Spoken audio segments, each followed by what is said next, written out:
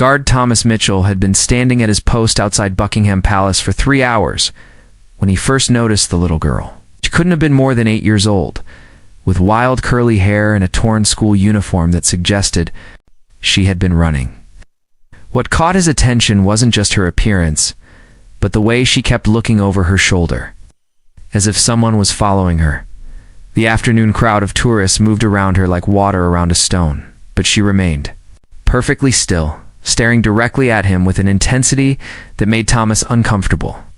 In his 5 years as a royal guard, he had seen thousands of children pose for photos near his post, laugh at his inability to react, and try their best to make him smile or move. But this child was different. There was something in her eyes that spoke of genuine fear. Thomas maintained his rigid posture and blank expression, as his training demanded, but his mind was racing. The girl's clothes were dirty, not just from playing, but as if she had been hiding somewhere. Her shoes were muddy, and he could see scratches on her arms that looked fresh. Most concerning of all, she kept glancing toward the street where a dark blue van was parked, its engine running. The van itself wouldn't normally have attracted attention. London streets were always full of commercial vehicles, delivery trucks, and service vans. But this one had been sitting in the same spot for over an hour, which was unusual given the strict parking regulations around the palace. The windows were tinted so dark that Thomas couldn't see inside, and the license plate was positioned in a way that made it difficult to read from his angle. As Thomas watched through his peripheral vision, the girl took a small step closer to his post, then another. Her movements were careful, calculated, like someone who was trying not to be noticed.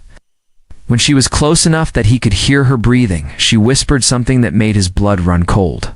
"Please help me. They took my sister." The words were barely audible, spoken so quietly that Thomas almost thought he had imagined them. His training screamed at him to maintain his position, to ignore distractions, to remain the stoic symbol. A British discipline that tourists expected to see. But the raw terror in that small voice cut through years of conditioning like a knife. Thomas had grown up in a rough part of Manchester, where children learned early how to spot danger and how to ask for help when they needed it most. This girl's instincts had brought her to him, to someone in uniform who represented safety and authority. She was betting her life on his willingness to break protocol and listen. Without moving his head or changing his expression, his eyes shift just enough to get a better look at the van. What he saw made his chest tighten with alarm. There was someone in the driver's seat, and they were watching the girl intently. Even through the tinted windshield, Thomas could make out the silhouette of a man leaning forward, his attention completely focused on the small figure standing near the palace gates. The girl spoke again, even more quietly this time. "The man in the van. He told us he was a photographer, said he wanted to take pictures of us for a magazine. But when Emma got in the van, he didn't take any pictures. He just drove away." Thomas felt his heart pounding against his chest. Every instinct he possessed was telling him that this child was in immediate danger, that the man in the van was waiting for the right moment to grab her too. But he also knew that if he abandoned his post without following proper procedures, he could face serious disciplinary action or even dismissal from the guard. The girl must have sensed his internal struggle because she stepped even closer, positioning herself directly in front of him. To anyone watching from a distance, it would look like another child posing for a photo with the famous silent guard. But Thomas could see tears streaming down her face, and her hands were shaking. "I don't know what to do," she whispered. "Mom is at work, and I don't have a phone. Emma is only 6 years old. Please, I know you're not supposed to talk, but I don't know who else to ask." Thomas's mind raced through his options. He couldn't speak or move without potentially compromising his position. But he also couldn't ignore a child who was clearly in danger. His training had covered many scenarios, but nothing quite like this. The palace had security protocols, emergency procedures, and ways to handle various threats, but those all assumed that the threat was directed at the royal family or the palace itself, not at a random child on the street.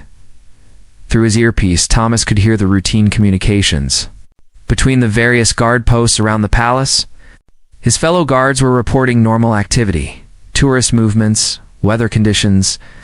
Everything was proceeding exactly as it did every other day. None of them had any idea that a potential kidnapping was unfolding just meters away from their positions. The van's engine revved slightly, and Thomas saw the driver's head turn toward them. The man was getting impatient, perhaps wondering why the girl was taking so long to move away from the guard post. Thomas realized that he was probably the only thing standing between this child and whatever fate had befallen her sister. The girl seemed to understand that time was running out. She reached into her pocket and pulled out a crumpled piece of paper, which she dropped at Thomas's feet as if by accident. Then she spoke one more time, her voice barely a breath. "The license plate number is on that paper. There's something else.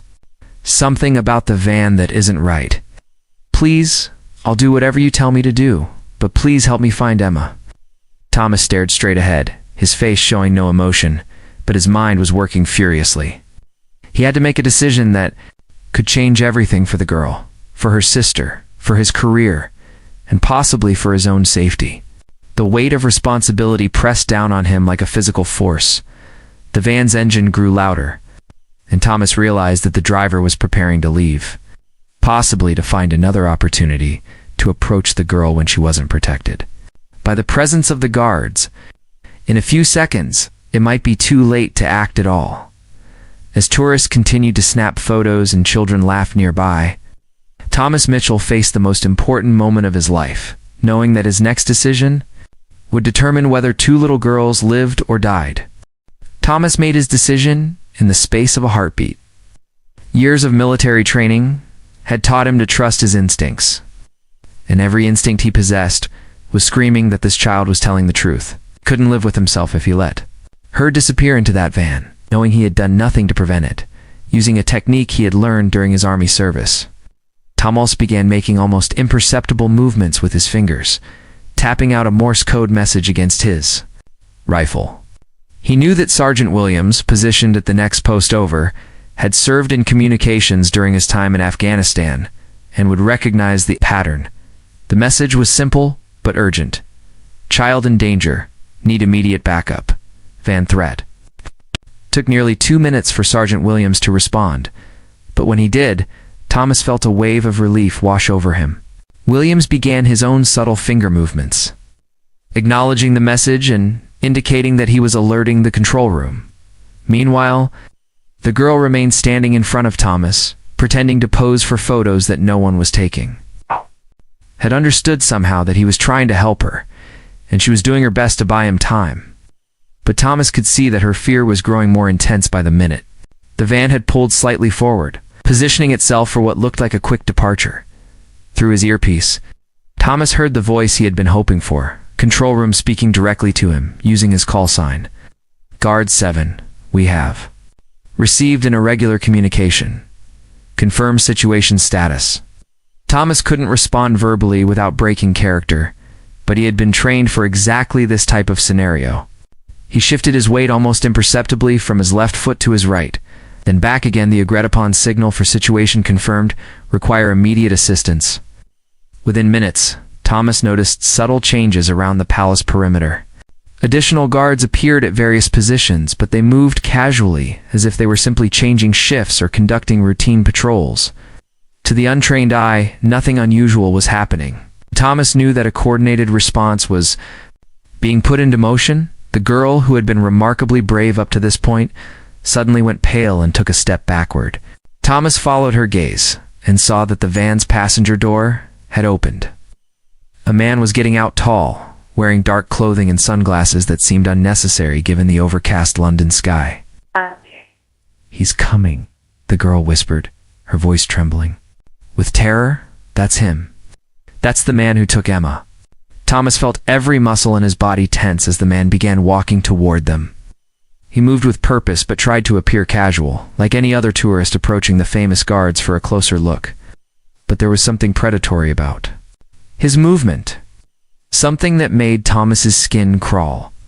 The man was perhaps 30 meters away when Thomas heard the most welcome sound he could have imagined, the subtle crackle of his earpiece followed by a calm, professional voice. "Guard 7, this is Chief Inspector Morrison, Metropolitan Police. We have plainclothes officers moving into position around your location. Continue to maintain your post." Do not engage directly unless the child is in immediate physical danger. Nearly sagged with relief, the Metropolitan Police worked closely with Palace security, and Chief Inspector Morrison was someone Thomas had met during training exercises. Help was coming, but he still needed to keep the girl safe until they could act. The man was now close enough that Thomas could make out details of his appearance. He was older than Thomas had first thought, perhaps in his 40s, with prematurely gray hair and a face that might have been handsome, if not for the cold calculation in his eyes. He wore expensive clothes that seemed designed to help him blend in with the tourist crowd, but there was something artificial about his casual demeanor. "Hello, there, sweetheart," the man said to the girl, his voice carrying a fake warmth that made Thomas's jaw clench. "I've been looking everywhere for you. Your sister's waiting in the van. She's been asking for you." The girl pressed herself closer to Thomas's post, her small hands actually touching the base of the guard station. Thomas could feel her trembling. Through the vibrations in the ground, "I don't want to go," she said, her voice small but determined. "I want to stay here." The man's expression shifted slightly. Thomas caught a glimpse of something dark and dangerous beneath the friendly facade. "Now don't be difficult. We had an agreement, remember? You were going to help me find your sister, and then we were all going to have a nice photo shoot." Thomas noticed that several tourists had begun to pay attention to the conversation. A few people had stopped their sightseeing to watch what appeared to be a family disagreement unfolding near the palace gates. But Thomas could also see now that he knew what to look for. At least 3 individuals who were clearly plainclothes police officers. They were positioned at strategic points around the area, close enough to intervene but trying to avoid spooking the suspect into running. Man took another step toward the girl, and Thomas saw him reach into his jacket pocket. The movement was subtle, but Thomas's training had taught him to watch for exactly this type of gesture, someone checking for a weapon or preparing to use one. "Emma needs you," the man continued, his voice taking on a slightly more urgent tone. "She's scared and confused, and she keeps asking for her big sister. Don't you want to help her?" The manipulation was obvious to Thomas, but he could see that it was having an effect on the girl. Her love for her sister was being used against her, and the internal conflict was written all over her young face. Wanted to help Emma, but every instinct was telling her that going with this man would put them both in even greater danger. Thomas heard Chief Inspector Morrison's voice in his earpiece again. "All units. Suspect is reaching for something in his jacket. Prepare for immediate intervention if he produces any kind of weapon or makes physical contact with the child."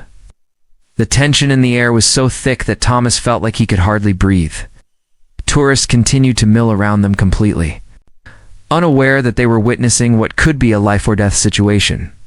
The famous royal guard stood motionless at his post, looking for all the world like just another ceremonial soldier going about his daily duties. But inside his head, Thomas was counting heartbeats, measuring distances, and preparing to break.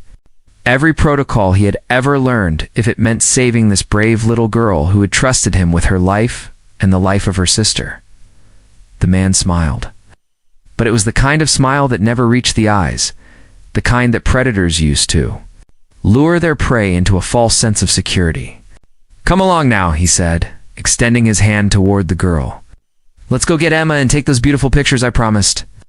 The moment of truth had arrived, and Thomas knew that the next few seconds would determine whether this story ended in rescue or tragedy.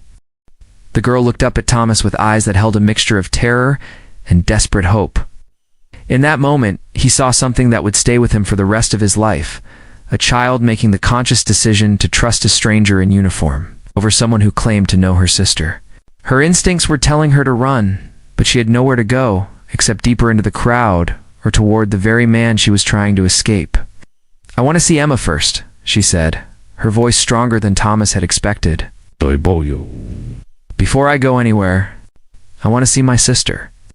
The man's friendly expression flickered for just a moment, revealing something cold and calculating underneath.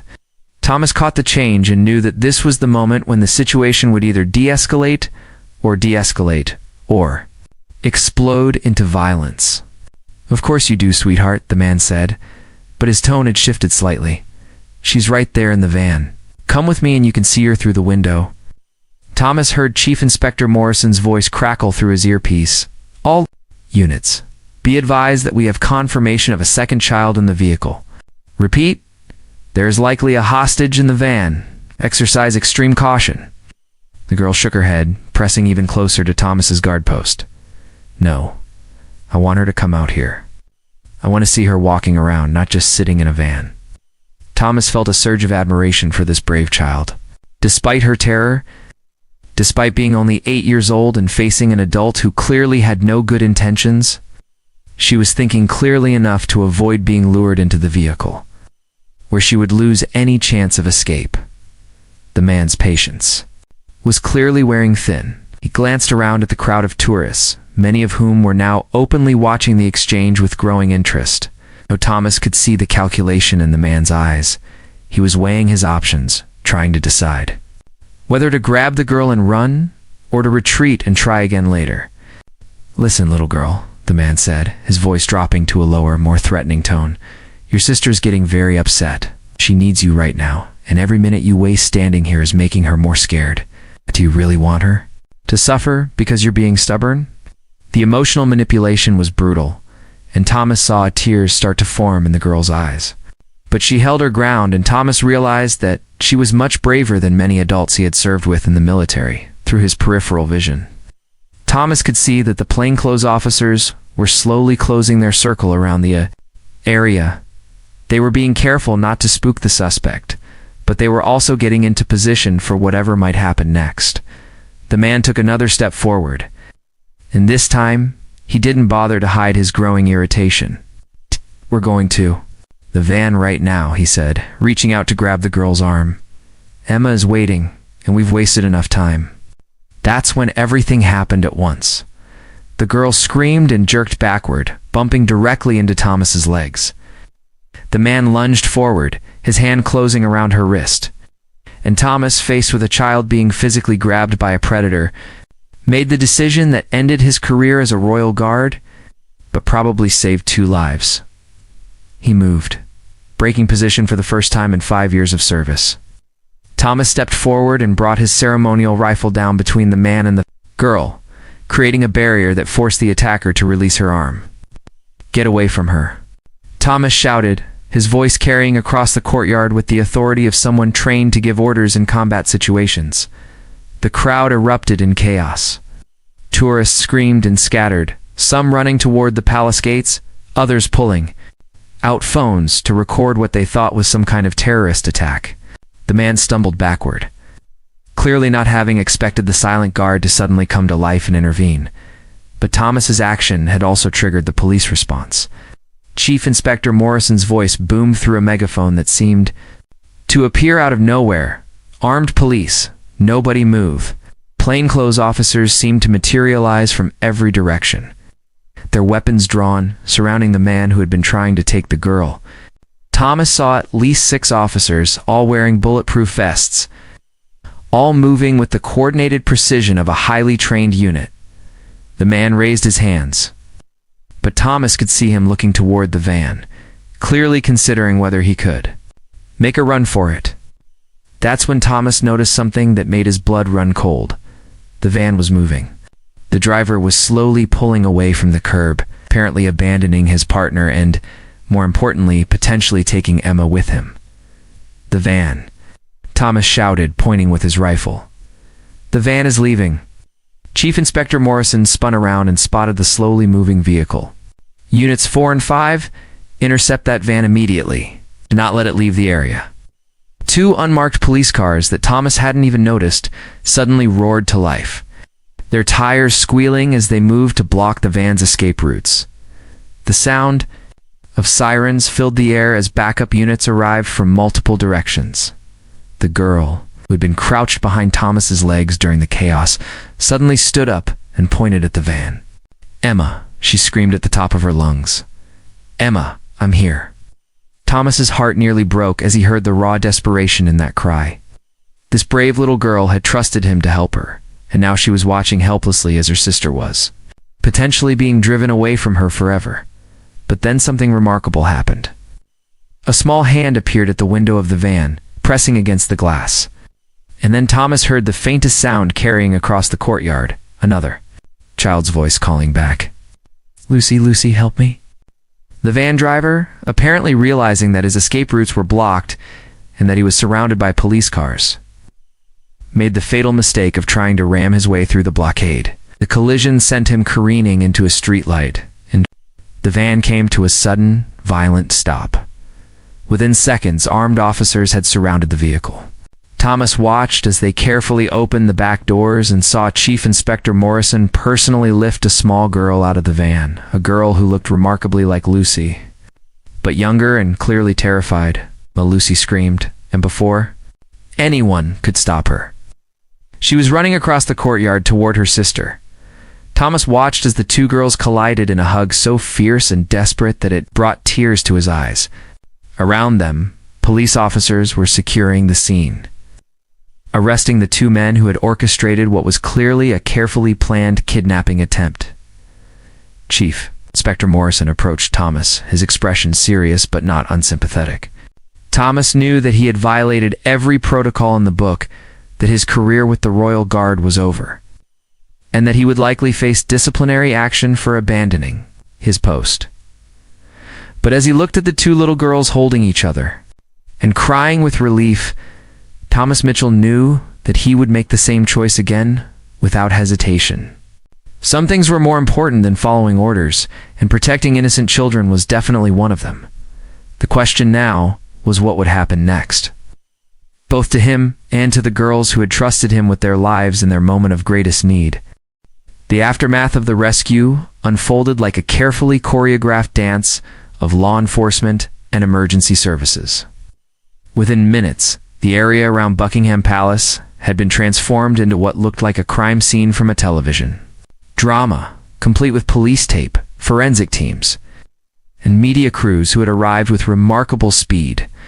Thomas found himself sitting in the back of an ambulance, not because he was injured, but because it was the only quiet place the police could find to conduct their initial interview. Chief Inspector Morrison sat across from him, notepad in hand, while a paramedic checked Thomas for signs of shock or stress. "Guard Mitchell," Morrison began, his tone professional, but not unkind. "I need you to walk me through everything that happened, starting from when you first noticed the girl." Thomas recounted the entire sequence of events from Lucy's first appearance to the moment the van crashed into the streetlight. As he spoke, he could see Morrison taking detailed notes, occasionally asking for clarification or additional details. "You broke protocol," Morrison said, when Thomas had finished his account. "You abandoned your post, spoke while on duty, and physically intervened in what could have been a dangerous situation. You understand that there will be consequences." Thomas nodded. "I understand, sir. But I'd do it again. That little girl trusted me to help her, and I couldn't live with myself if I had let her down." Morrison studied Thomas's face for a long moment, then surprised him by smiling. "Off the record, Guard Mitchell, you made the right choice. But officially, we need to follow proper procedures." Through the open doors of the ambulance, Thomas could see Lucy and Emma sitting in another emergency vehicle, wrapped in blankets and being gently questioned by a female officer who specialized in dealing with child victims. Both girls kept looking in Thomas's direction, and whenever they caught his eye, they would wave and smile through their tears. "What's going to happen to them?" Thomas asked. "Their mother is on her way," Morrison replied. "She works at a hospital in East London and had no idea her daughters were missing until we called her. Apparently, they were supposed to be at an after-school program, but Emma convinced Lucy to walk home through the park instead. And that's where they met the men in the van." Morrison nodded grimly. According to Lucy's initial statement, the suspect approached them in the park and told them he was a professional photographer working for a children's magazine. He showed them what appeared to be legitimate identification and even had professional-looking camera equipment.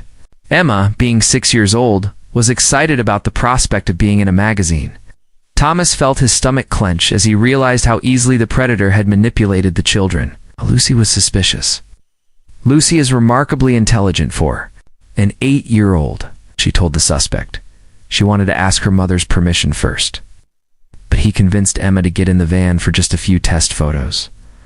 When Lucy realized what was happening, She started to run, but the suspect told her that if she didn't cooperate, something bad would happen to her sister. The manipulation was even more sophisticated and cruel than Thomas had initially realized. These men hadn't just been opportunistic predators, they had been running a calculated operation, designed to exploit children's innocence and family bonds. "How long were you tracking them?" Thomas asked. Morrison's expression grew serious. "Where this story gets much more disturbing, Guard Mitchell. We weren't tracking them at all until today. In fact, we didn't even know they existed until your alert brought them to our attention." A chill ran down Thomas's spine. "What do you mean?" "I mean that if Lucy hadn't been brave enough to approach you, and if you hadn't been willing to break protocol to help her, these men would have disappeared with both girls, and we might never have known what happened to them." The full weight of that statement hit Thomas like a physical blow. He had always known that his decision could have consequences for his career, but he hadn't fully understood that it might literally have been the difference between life and death for two innocent children. Sir Thomas said quietly, "You mentioned that this was a sophisticated operation. Have you learned anything about who these men are?" Morrison flipped through several pages in his notepad before answering. "The preliminary investigation is revealing some very disturbing information. The man who tried to grab Lucy is named Robert Henley, and he has a criminal record dating back 15 years, multiple charges related to child exploitation, though he's managed to avoid serious jail time through plea bargains and technicalities." "And the driver?" "Marcus Webb. Similar background, but he's been more successful at avoiding prosecution. They appear to have been working together for at least 3 years, possibly longer. We found professional camera equipment in the van, along with fake identification cards and what appears to be a carefully planned route that would have taken them out of London and into areas where they could disappear completely." Thomas thought about Lucy's terrified face, about the way she had trusted him to protect her sister. "Have you found other victims?" Morrison's expression grew even more grim. "We're investigating several missing children cases that might be connected to these suspects. The van contained photographs and personal items that don't belong to Lucy and Emma, which suggests that they may not have been the first children targeted by this operation." The implications were staggering. Thomas realized that his split-second decision to break protocol might have done more than save 2 lives. It might have exposed an entire criminal network that had been operating undetected for years. Through the ambulance doorway, Thomas saw a woman running across the courtyard, her face a mixture of terror and desperate hope. She was wearing hospital scrubs and had obviously left work in a hurry. Behind her, a police officer was trying to keep up while speaking rapidly into his radio. "That's their mother," Morrison said, following Thomas's gaze. Thomas watched as a woman who couldn't have been more than 30 years old spotted her daughters in the other ambulance and ran to them with a speed that defied physics. The reunion was immediate and emotional, with all 3 family members crying and holding each other as if they would never let go again. "She's a single mother," Morrison continued. "Works double shifts at the hospital to support the girls. Trusted her daughters to walk home from school because they'd done it dozens of times before without incident. She's blaming herself for what happened." Thomas felt his throat tighten with emotion as he watched the family embrace. This wasn't her fault. She couldn't have known that predators were specifically targeting children in that area, but try telling that to a mother who almost lost her children. Guilt doesn't always follow logic, especially when it comes to protecting the people we love most. As Thomas continued to watch the reunion, he noticed that Lucy had broken away from her mother and was looking in his direction. Even from across the courtyard, he could see that she was trying to tell her mother something, gesturing toward the ambulance where he was sitting. "I think she wants to talk to you," Morrison observed. Before Thomas could respond, Lucy was walking across the courtyard, her mother and Emma right behind her. Despite everything she had been through, the little girl held herself with a dignity and determination that reminded Thomas of some of the bravest soldiers he had served alongside. When she reached the ambulance, Lucy looked up at Thomas with eyes that seemed much older than her 8 years. "Thank you," she said simply. "Thank you for listening to me when no one else would." Thomas felt tears forming in his own eyes as he looked down at this remarkable child who had saved her sisters life through her courage and quick thinking. "Thank you for being brave enough to ask for help," he replied. "You're the real hero in this story." Lucy's mother stepped forward, her own eyes filled with tears. "I don't know how to thank you," she said to Thomas. "Lucy told me that you risked your job to help her. I don't have words for what that means to me." Thomas was about to respond when Chief Inspector Morrison stood up and cleared his throat. "Actually, Mrs. Patterson, there's something about Guard Mitchell's situation that you should know." Morrison's words hung in the air like a challenge, and Thomas felt his stomach drop. He had been expecting this moment, the moment when his career would officially end, when the consequences of his decision would be laid out in stark, professional terms. Mrs. Patterson looked between Morrison and Thomas with growing concern. "What do you mean? What's wrong?" "Well," Morrison said, pausing dramatically, "Guard Mitchell did break several regulations today. He abandoned his ceremonial post, spoke while on duty, and physically intervened in a civilian matter without authorization." Thomas watched as Mrs. Patterson's expression shifted from gratitude to horror. Lucy stepped closer to Thomas, as if she could somehow shield him from whatever punishment was coming. "But," Morrison continued, and Thomas caught the hint of a smile playing at the corners of the chief inspector's mouth, "there are some developments that Guard Mitchell doesn't know about yet." Morrison pulled out his phone and showed Thomas a series of messages. "While we've been conducting interviews here, several interesting things have been happening. First, the story of what occurred today has already reached the media, and the public response has been extraordinary." Thomas looked at the phone screen and saw dozens of social media posts, news articles, and messages from people all over the world praising his actions. The headlines ranged from "Hero Guard saves children" to "Royal Guard breaks silence to save lives." "Second," Morrison continued, "I received a call about an hour ago from Buckingham Palace. It seems that Her Majesty herself has taken a personal interest in today's events." Thomas felt his heart skip a beat. The Queen knows what happened. Not only does she know, but she has specifically requested to meet with you tomorrow morning.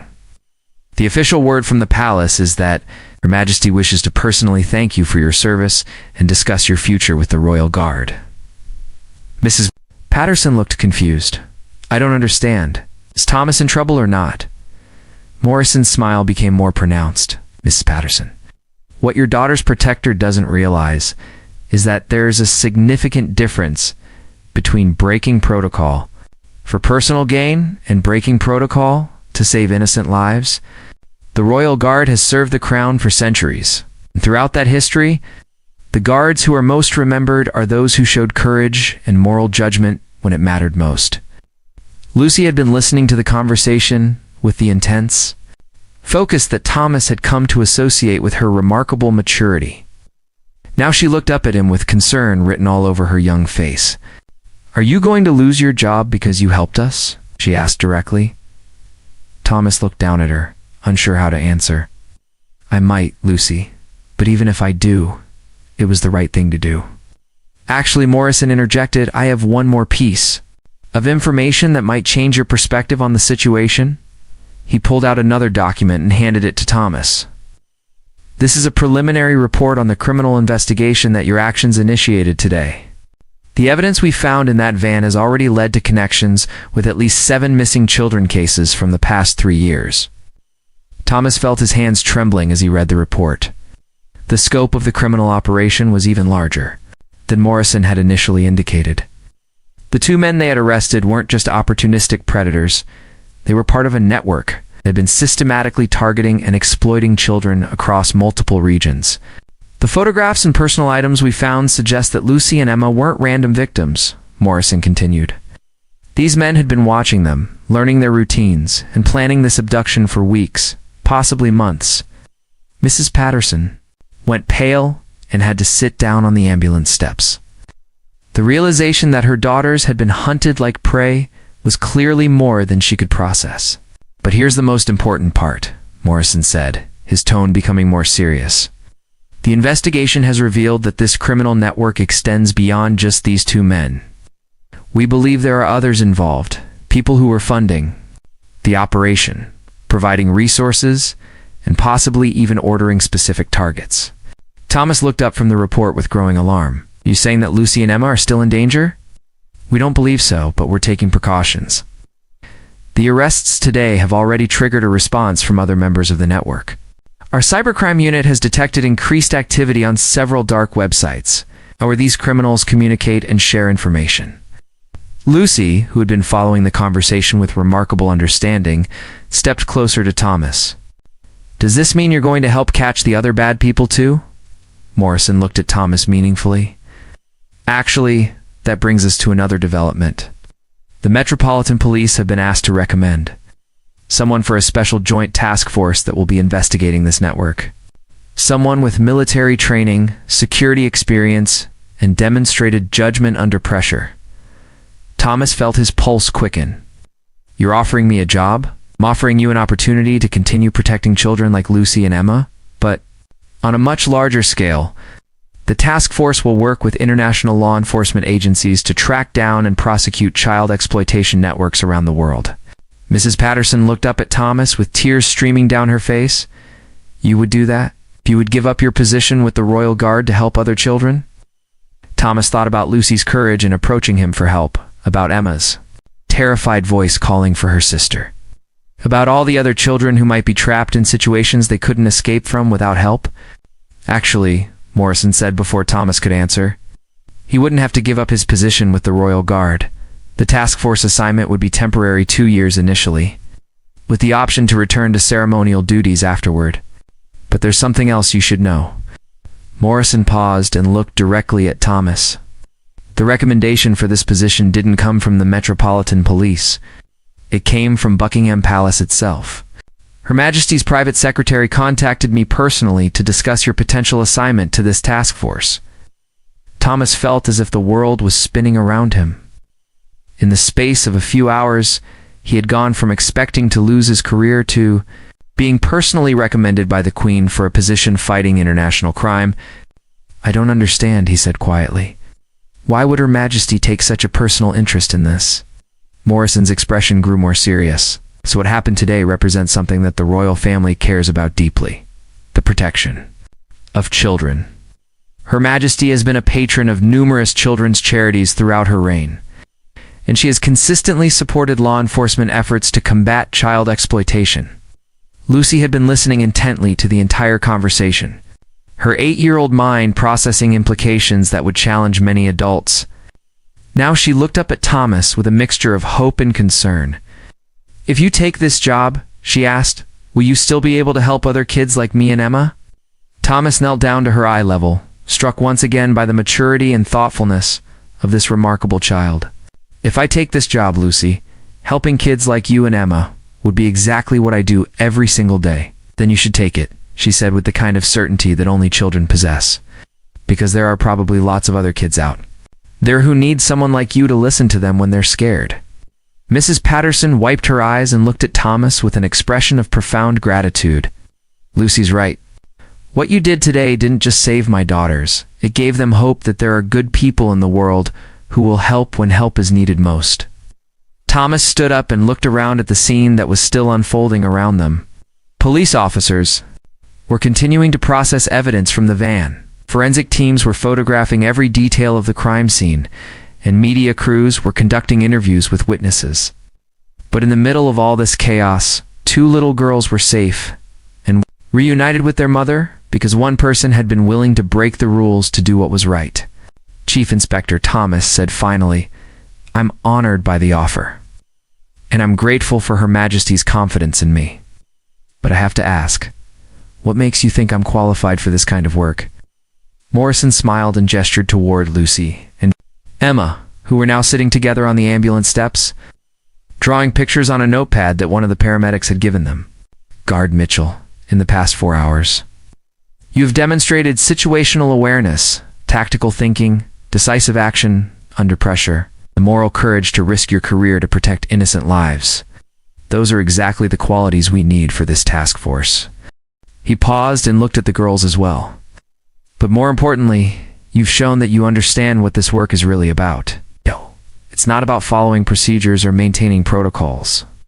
It's about being the person that children like Lucy can turn to when they have nowhere else to go. Thomas felt a surge of emotion as he realized the truth of Morrison's words.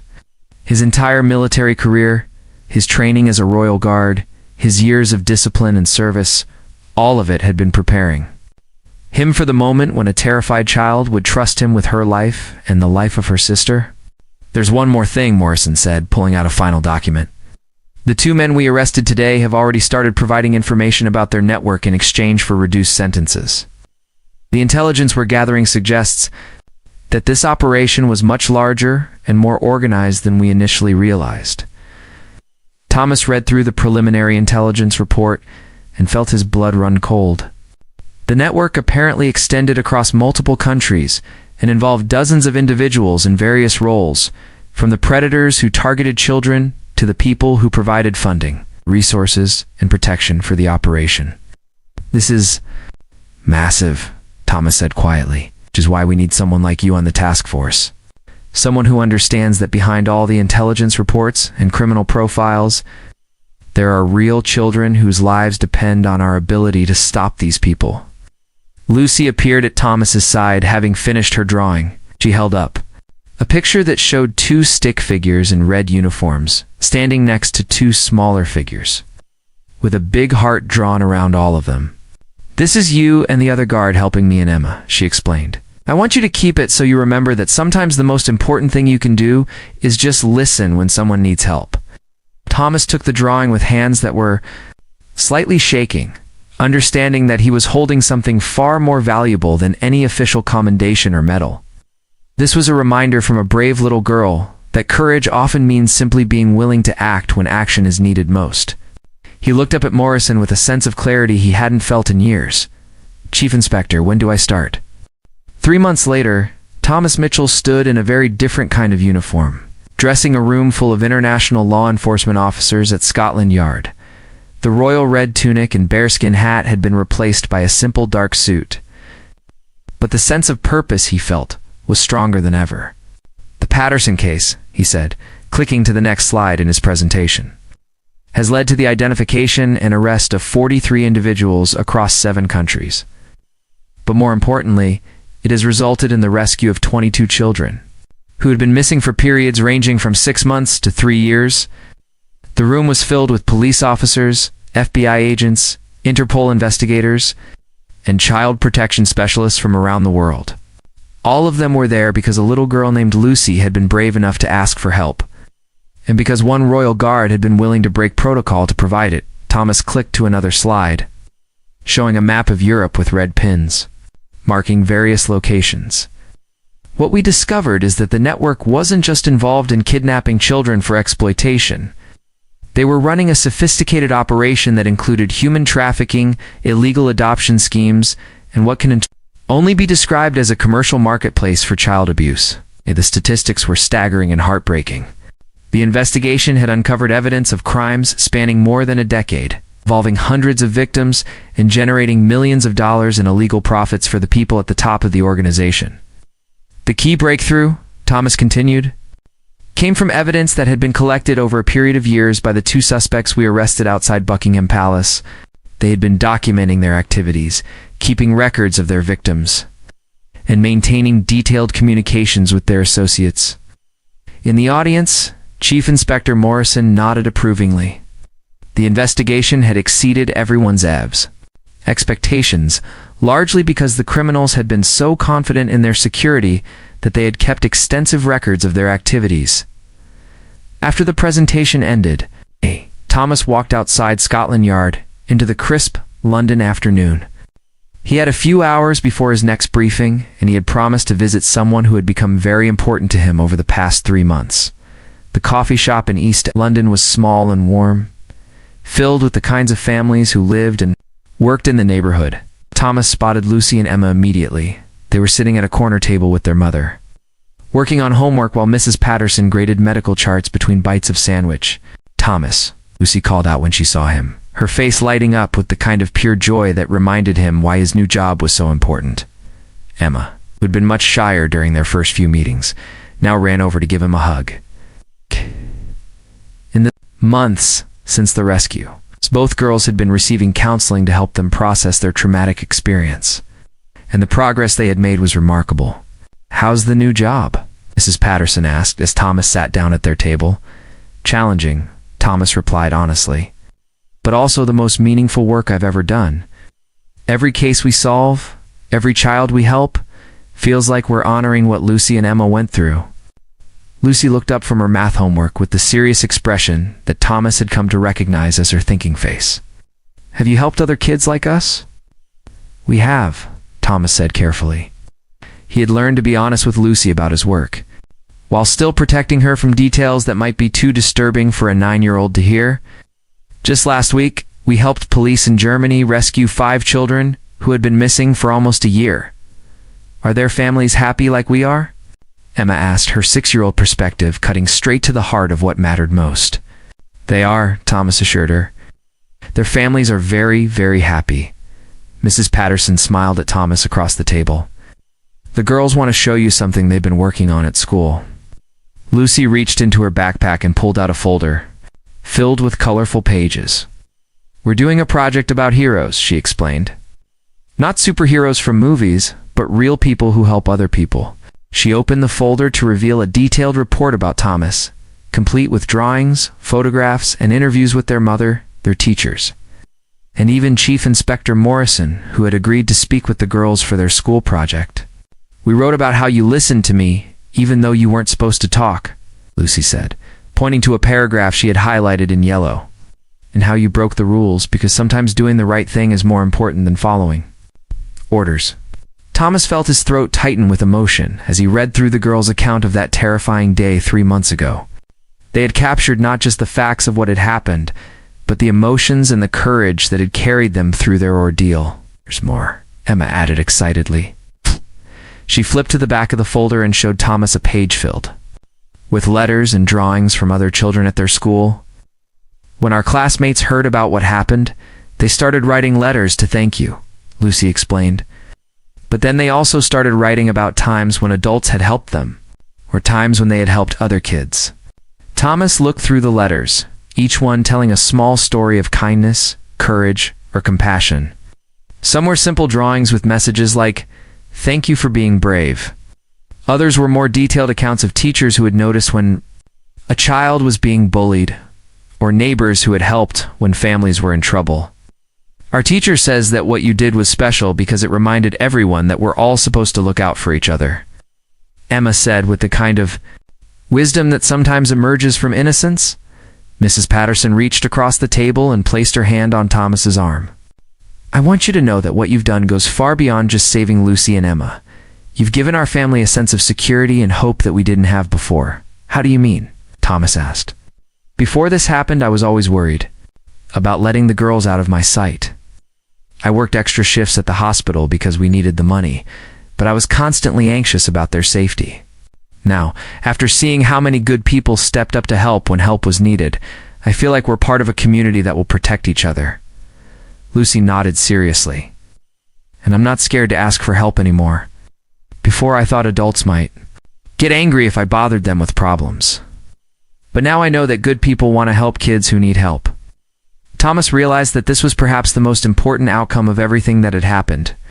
Lucy's courage in asking for help had not only saved her sister's life, but it had also given her confidence that would serve her well for the rest of her life.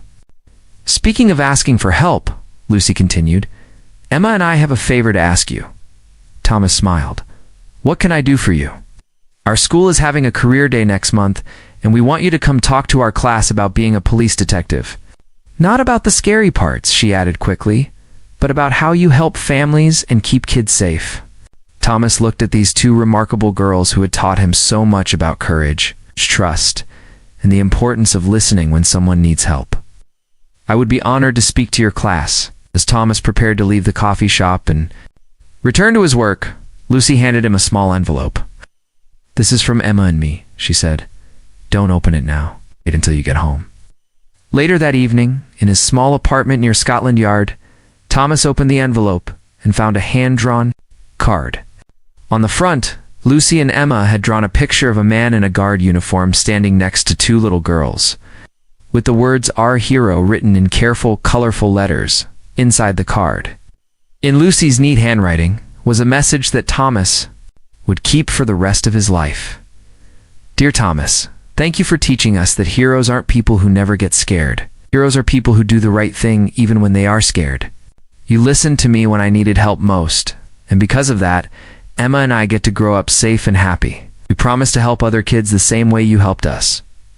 Love, Lucy and Emma. Thomas sat in his apartment, holding the card and thinking about the strange path that had brought him from standing silent guard outside Buckingham Palace to leading an international task force against child exploitation.